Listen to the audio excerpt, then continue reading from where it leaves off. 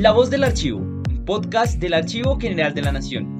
En este espacio conocerás más sobre la labor de nuestra entidad, sus servicios y la importancia de los archivos en la preservación de la memoria del país. Bienvenidos. Este es un programa emitido en Radio UNAL, en el formato de la Memoria de la Nación y que hace parte del repositorio del podcast La Voz del Archivo.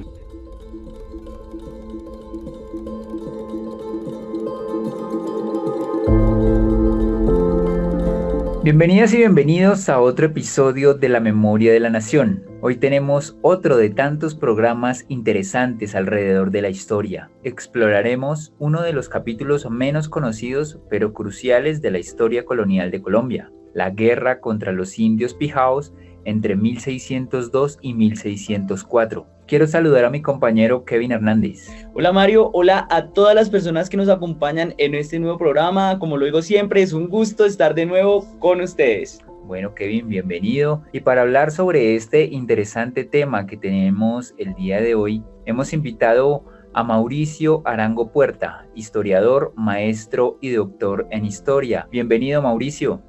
Muy buenas tardes, estimados Mario y Kevin. Gracias por la invitación. Muy contento de estar acá compartiendo con Radio UNAL y con todos ustedes. Muchísimas gracias, Mauricio. Bienvenido. Y también está con nosotros Juan David Montoya Guzmán. Él es historiador, maestro y doctor en historia. Bienvenido, Juan David. Buenas tardes, Mario y Kevin. Muchas gracias por la invitación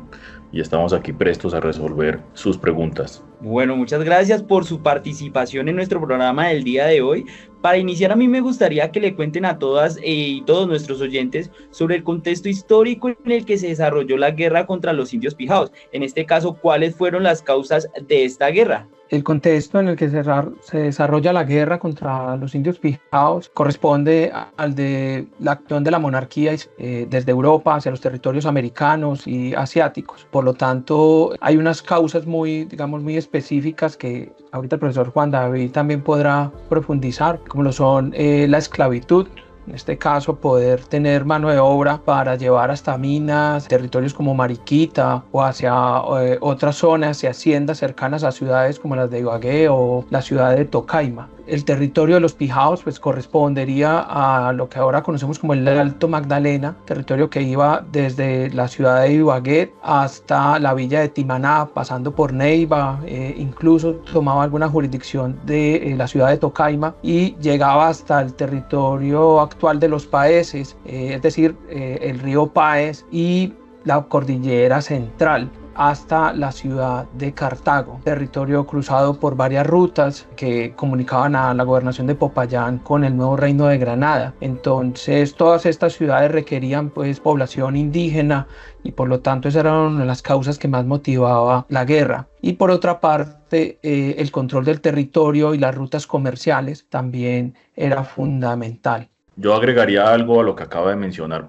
mi colega Mauricio, y es que la ocupación hispánica, lo que después se va a conocer como Nuevo Reino de Granada, se dio por etapas, y entonces hubo una primera etapa de nuestro descubrimiento y conquista de este territorio que hoy es el norte de Sudamérica, que inicialmente inició por la zona de Urabá y del Darién y posteriormente se extendió por el resto del litoral Caribe, es decir, Cartagena, Santa Marta y la propia Venezuela y hasta el propio istmo de Panamá. Y después de ocupadas esas zonas del litoral caribeño, los conquistadores españoles empezaron a internarse hacia la tierra adentro, es decir, buscando la cordillera de los Andes, la parte norte de la cordillera de los Andes, y eso provocó unas nuevas etapas de conquista y de poblamiento en este territorio. Es decir, se ocupó la parte oriental de lo que hoy sería Colombia, que se denominó Nuevo Reino de Granada, es decir, los actuales departamentos de Cundinamarca, Boyacá, los Santanderes, etcétera. Y en el lado occidental, pues se ocupó también la zona sur, o sea, lo que se va a denominar después como Gobernación de Popayán y después Gobernación de Antioquia. Y a pesar de que esa ocupación con sus posteriores, digamos que expediciones de conquista y de poblamiento se desató de forma muy temprana, sobre todo en la primera mitad del siglo XVI, a partir de la segunda mitad del siglo XVI empezaron a quedar ciertos territorios que no fueron ocupados inicialmente, o sea que no hacían parte de estas primeras etapas a las que me refiero anteriormente. Y uno de esos territorios no ocupados fue el territorio que acaba de mencionar Mauricio, el Alto Valle del Río Magdalena, lo que los españoles después conocieron como el Partido de la Tierra Caliente, y también la Cordillera Central. Esa zona desde época muy temprana, desde mediados del siglo XVI, los conquistadores españoles sabían, gracias a las informaciones que daban los indios que habitaban ese territorio, que allí había minas de oro. Entonces, otra de las causas importantes, aparte de la búsqueda de mano de obra, fue también la búsqueda de yacimientos o de depósitos, sobre todo de minerales auríferos, pero también de minería de plata, como al final del siglo XVI se va, digamos, a concretar con el descubrimiento de unas vetas muy ricas en la jurisdicción de la ciudad de Mariquita. Entonces la combinación de búsqueda de mano de obra indígena barata junto con la búsqueda de metales, de depósitos de metales preciosos, de oro y plata básicamente, fue lo que provocó, digamos, que las causas de esas iniciales guerras en el siglo XVI. Me gustaría que habláramos un poco sobre las formas. ¿Cuáles eran pues estas formas de guerra utilizadas por los españoles en esta época frente a los pijaos, en comparación con otros conflictos de la monarquía hispánica en la temprana Edad Moderna? Hay que tener en cuenta que los españoles tuvieron que utilizar nuevas tácticas para penetrar en el territorio del Alto Magdalena y en otros del Nuevo Reino y en general de la monarquía, debido a que las montañas, la geografía no permitía que los caballos se movieran con mucha facilidad y que armas grandes pues no fueran utilizadas. Así que en primera instancia pues tuvieron que apropiarse de muchas técnicas locales del uso de escudos y de armas, chuzos, los llaman en la época, que les permitió adaptarse a la guerra que hacían los indios pijaos. Una de las modalidades más importantes y que la van a aprender también justo de los pijaos es hacer guerras, lo que ellos llamaban en la época de escaramuzas, es decir, de hacer un tipo de guerra, digamos, de guerrillas, en la cual pequeños grupos se van adentrando, digamos, en los valles, buscando la población indígena para especialmente matar a los hombres y esclavizar mujeres y niños. Pues el tema de la esclavitud es algo que atraviesa este tipo de guerra. Y yo creo que el libro que ahora con el profesor Juan David acabamos de publicar abunda en testimonios sobre también el uso de los aliados en la guerra, los testimonios de los cautivos. Entonces, algo muy claro, que quedó muy claro para los españoles entre el siglo XVI y XVII es que no podían ganar las guerras americanas sin buenos aliados, y esos aliados fueron indios pijaos también, como los coyaimas o los natagaimas. Yo complementaría algo, Mario y Kevin, y es que de acuerdo, a medida que se puede ir leyendo este libro que acabamos de publicar, estas fuentes para la historia de la guerra contra los indios pijaos, pues la información que deja como entrever el expediente, que es un expediente bastante, no hemos conversado sobre él, pero es un expediente bastante extenso, son 518 folios de un manuscrito que reposa en la Biblioteca Nacional de Colombia, con un tipo de letra compleja, un tipo de letra que es procesal encadenada, etcétera, y que es un manuscrito que contiene una cantidad de tipos documentales distintos, es decir, hay autos, hay relaciones, hay actas de cabildo, hay acuerdos de la audiencia de Santa Fe, etcétera, y toda esta información lo que deja ver es que los españoles, con los conquistadores españoles y los indios también, utilizaron diferentes tácticas o diferentes formas para hacer la guerra. Quizás la primera conclusión, o una de las conclusiones más bien, aparte de la que ya acaba pues de mencionar el profesor Mauricio, es que las huestes de los españoles que hicieron la guerra eran unas huestes normalmente pequeñas, es decir, estamos muy acostumbrados a pensar que los conquistadores españoles se movían en grupos muy grandes, y casi que como nos los presentaron o como lo presentó la historiografía más clásica, grupos donde normalmente iban todos hombres y todos eran europeos, y lo que deja de entrever la información que nosotros transcribimos en este libro es que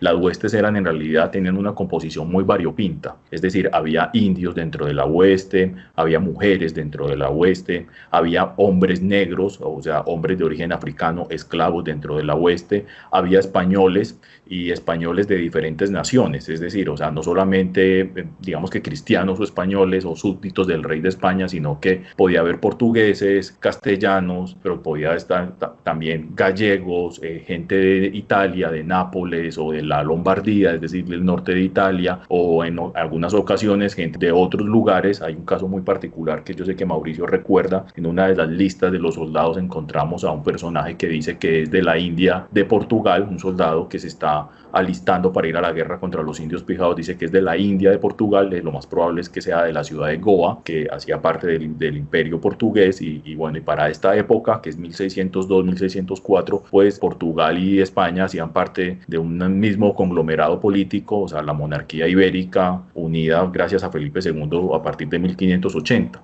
Entonces, como conclusión diría que las huestes eran pequeñas, tenían muchísima movilidad, tenían una composición muy disímil o muy variada, muy variopinta, y que no solamente iban conquistadores españoles, sino también iban conquistadores negros o conquistadores de origen indígena o nativo, y también iban mujeres dentro de la expedición que podían servir muchas veces como intérpretes, es decir, como lenguas o como guías para los propios españoles. Y otro asunto que me parece importante destacar es que, digamos que una de las formas o tácticas para hacer la guerra en el Valle del Magdalena y en la Cordillera Central era la de tierra arrasada. Es decir, los cristianos aprendieron en la península ibérica durante casi 800 años que mantuvieron guerra o enfrentamiento contra cristianos contra musulmanes, pues aprendieron a que una de las formas más exitosas de dominar al enemigo era arrasar la tierra, y arrasar la tierra significaba hacer pequeñas expediciones, no grandes expediciones, con grupos reducidos, como les mencioné anteriormente, y esos grupos reducidos tenían como objetivo, o dentro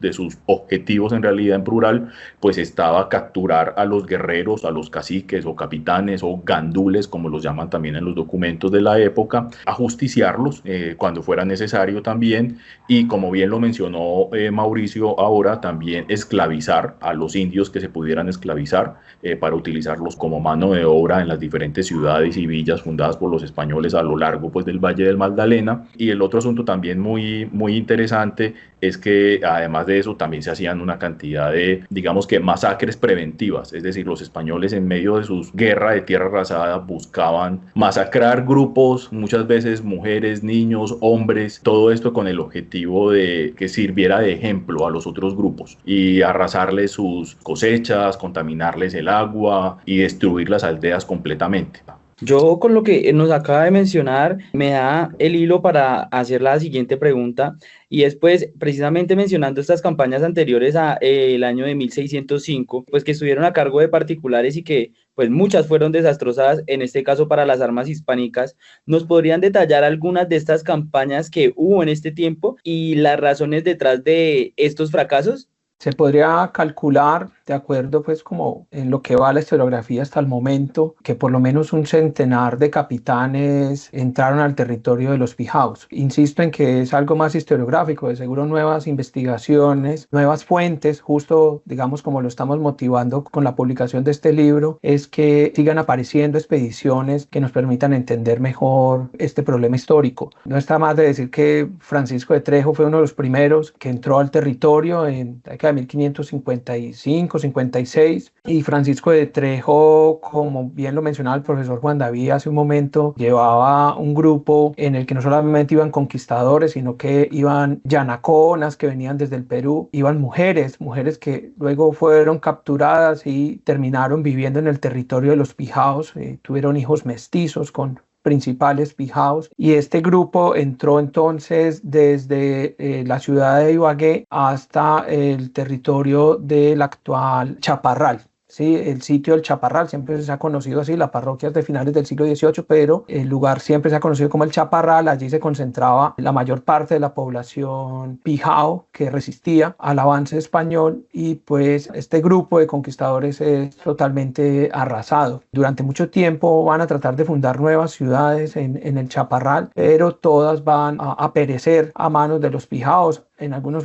ocasiones se argumenta que por la guerra, evidentemente, también en alguna ocasión en la entrada de Diego de Bocanegra, que es posiblemente el hombre más experimentado de la guerra contra los pijaos, se argumenta también de que la peste, las enfermedades, llevaban a que ciudades como Medina de las Torres o Santiago de la Frontera no sobrevivieran en el territorio. Ante todo, mencionar que también la fundación de muchas de estas ciudades y el fracaso de algunas de estas expediciones se debieron a que había muchos conflictos entre los cabildos por a qué jurisdicción pertenecían las nuevas fundaciones o esa población que procuraba incorporarse a la corona. Entonces, no solamente los indígenas acabaron, digamos, con estas ciudades o hicieron la guerra, sino que también las disputas entre bandos políticos de ciudades como Tocaima e Ibagué o Ibagué y Timaná se disputaban jurisdicciones y eso llevó a que fracasaran muchas expediciones. Yo agregaría que hay que tener en cuenta dos aspectos que me parecen importantes. El primero, y es que la gente sepa que los indios, lo que los conquistadores españoles denominaron indios pijaos, era en realidad una serie de grupos, probablemente muy diversos. Quizás no lo sabemos y por eso estoy diciendo que quizás los unía la misma lengua, algunas características culturales, pero en realidad eran grupos muy diversos y que fueron, digamos que reunidos con ese epíteto de pijaos, es decir, Pijao reunía a una diversidad de grupos que habitaban tanto en el Valle del Magdalena como en la Cordillera Central. Bien, eso sería lo primero. Y lo segundo sería indicarles que las expediciones que se hicieron contra los indios pijaos para tratar de dominarlos, de conquistarlos, las más tempranas se remontan a la década de 1530, pues, o sea, el primer contacto del que tenemos noticias y que hay documentación y podemos hablar, pues, como a ciencia cierta de que efectivamente había unos grupos que los españoles empezaron a denominar pijaos y se trata de las expediciones la expedición que condujo Sebastián de Belalcázar en 1538. En 1538 Sebastián de Belalcázar partió desde el Perú buscando el famoso mítico Dorado y el famoso cacique Dorado, atravesó el macizo, lo que hoy sería el macizo colombiano, y arribó a la zona alta del Valle del Río Magdalena, lo que los españoles llamaron posteriormente la culata de Neiva o la culata de Timaná, y recorrió el Valle del Magdalena, él y sus hombres, y los otros conquistadores de los que ahora mencionó Mauricio, que iban desde el Perú con indios, desde el Perú, indios de Anaconas, etcétera, observaron más o menos que hacia la altura de lo que hoy sería Neiva, había una diferencia entre los indios, es decir, de Neiva hacia el sur, los indios peleaban con lanzas y macanas, mientras que los indios de Neiva hacia el norte peleaban con flechas envenenadas. Para ellos eso fue una información relevante porque algunos de los españoles que testificaron sobre esa expedición que condujo Sebastián de Belalcázar al Valle del Magdalena, apuntaron que esos indios que tenían flechas envenenadas y que habitaban desde el norte de Neiva en adelante, pues eran unos indios que los denominaron literalmente como chiquitos y malos, y que gente que era muy belicosa y fiera, etcétera, es decir, se estaban refiriendo, lo más probable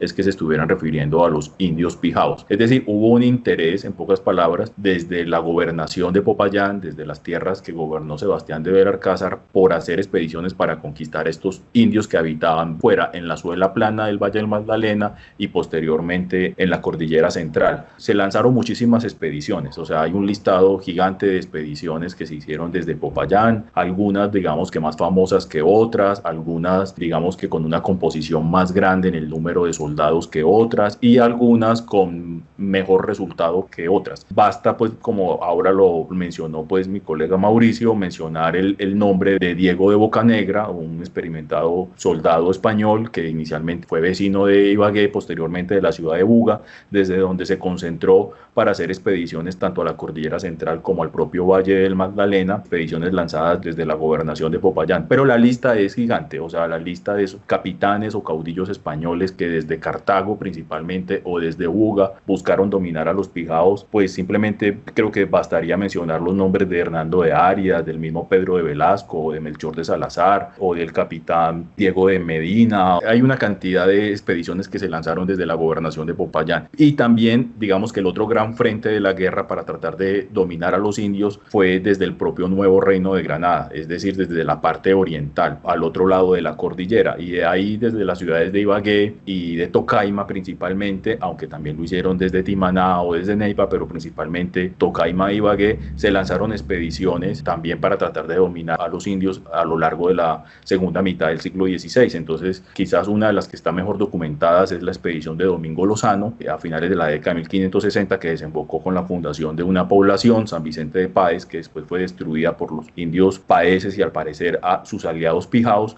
pero también otras expediciones como las de Bartolomé Talaverano, las del mismo Diego de Bocanegra, las del gobernador Bernardino Mojica de Guevara, algunas de ellas que aparecen ya en este libro que nosotros publicamos, como las del capitán Pedro Jaramillo de Andrada o las de Juan Bautista de los Reyes, el mismo capitán Pedro de Herrera, etcétera, expediciones lanzadas unas desde Tocaima, insisto, y otras desde Ibagué. Correcto, bueno, muy interesante toda esta investigación, todo lo que nos han contado. Y bueno, ya para empezar a cerrar nuestro programa del día de hoy, me gustaría que nos hablaran un poco sobre la serie de documentos como actas, requerimientos y comisiones que el libro recopila. ¿Cómo fue este proceso de recopilación de estos documentos? Ya nos mencionaron que consultaron en la Biblioteca Nacional de Colombia, pero tal vez hubo otras fuentes de información. También que nos contaran un poco sobre cuáles fueron los desafíos que enfrentaron para la transcripción de estos documentos de la época, pues por su complejidad. El manuscrito, digamos que en esta oportunidad vamos a conocer de manera completa, se encuentra en la Biblioteca Nacional de Colombia. Se trata de un manuscrito extenso de unos 518 folios que en realidad fue reunido, se podría decir que por el escribano de cámara Hernando de Angulo, a medida que iban llegando documentos sobre la guerra a la audiencia de Santa Fe. Es decir, estos documentos están juntos desde finales del siglo XVI, principios del siglo XVII, que llegaron hasta Santa Fe. Había una política de los oidores y de la audiencia en general de que las guerras más importantes que se libraban en el territorio pues tenían un lugar especial de archivo para que toda la documentación que se produjere al respecto pues llegara a un solo lugar y pudieran tomar las decisiones más acertadas sobre cómo hacer la guerra o su avance o su fracaso al respecto. Entonces, en primer lugar, es importante pues mencionar que es información que solo se encuentra en la Biblioteca Nacional de Colombia y que esa información pues fue consultada desde principios del siglo XX, pero la dificultad para su transcripción no ha permitido que se publicara de manera total y en parte eso ha sido un desconocimiento para los investigadores el hecho de que esté allá en la Biblioteca Nacional. Es justo el profesor Juan David Montoya, mientras era lector de mi tesis de doctorado, quien descubrió el documento y me motivó para que nos acercáramos a esa parte que no había sido transcrita por Enrique Ortega Ricaurte o por Enrique Otero da Costa, quienes en primera instancia habían conocido el manuscrito y se habían aventurado a transcribir a partes de él. La información, insisto, es una unidad, pero también es muy diversa porque allí se encuentran las discusiones que hay sobre la guerra en cada ciudad que estaba comprometida o que estaba en el área de influencia de los pijaos. Ibagué, Tocaima, Buga, Cartago, Timaná, Neiva, el Valle de Neiva. En realidad para este momento la ciudad ha sido quemada por los pijaos. Por eso digamos tiene esa diversidad, pero se trata de un manuscrito fabuloso que tiene su propia unidad en la biblioteca. En 1949, Enrique Ortega Ricaurte, un historiador colombiano, quien fue miembro de la Academia Colombiana de Historia y su presidente, y también fue director del Archivo Nacional de Colombia, hoy el Archivo General de la Nación, pues transcribió la mitad del expediente y lo publicó en 1949 con el título de Los Inconquistables, un estudio sobre la guerra de los indios pijaos. Años después, consultando el expediente en la Biblioteca Nacional, pues nos dimos cuenta que el expediente no había sido transcrito de forma completa, que faltaba más o menos la mitad de su transcripción y quizás uno de nuestros principales objetivos fue completar la transcripción. Gracias al director de la Academia Colombiana de Historia, al profesor Armando Martínez Garnica, quien fue el que nos alentó a completar la tarea que había quedado inconclusa en 1949. Es decir, esto fue una tarea que inició hace más de 70 años y que solamente en este momento se viene a completar teniendo pues la totalidad de la transcripción del manuscrito. Es un manuscrito muy rico, ofrece información muy variada sobre muchos aspectos. Es un manuscrito expediente que puede servirle no solamente a los historiadores que estén interesados en hacer historia de la guerra o investigar la guerra contra los indios en general o contra los indios pijaos en particular, sino también a otros investigadores que estén interesados en estudiar, por ejemplo, la cultura material o las prácticas de consumo y de alimentación, todos los asuntos que tienen que ver con el papel desempeñado por los indios amigos, es decir, por las tropas de indios que iban a hacerle la guerra a otros indios, lo cual rompe también también con la imagen estereotipada de que los españoles siempre se enfrentaron a los indios, sino que lo que podemos ver en este manuscrito